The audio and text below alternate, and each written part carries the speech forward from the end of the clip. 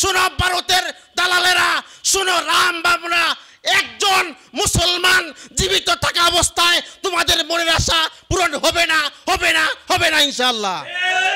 ভারতের আকাম কুকামের বিরুদ্ধে সব সময় বলিষ্ঠ কণ্ঠে কথা বলেছিলেন একজন মানুষ, তিনি হলেন এদেশের লাখো জনতার, হাজার হাজার, লক্ষ লক্ষ, কোটি কোটি মানুষের হৃদয়ের স্পন্দন, দলমত নির্বিশেষে সবাই তাকে মহব্বত করত।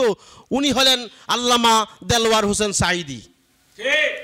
আমি এখন চিন্তা করে দেখি, কিরে দেলওয়ার হোসেন সাঈদীকে হত্যা করা হলো কেন, আবরার ফাহাদকে হত্যা করা হলো কেন, মুফতি ফজলুল হক আমিনীকে গৃহবন্দী করা হলো কেন?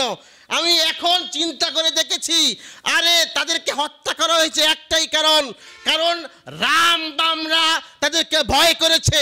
আর রাম বামরা চিন্তা করেছে তারা যদি জীবিত থাকে আমাদের মনের খায়েশ পূরণ হবে না। শোনো ভারতের দালালেরা, শোনো রাম বামরা, একজন মুসলমান জীবিত থাকা অবস্থায় তোমাদের মনের আশা পূরণ হবে না, হবে না, হবে না ইনশাআল্লাহ।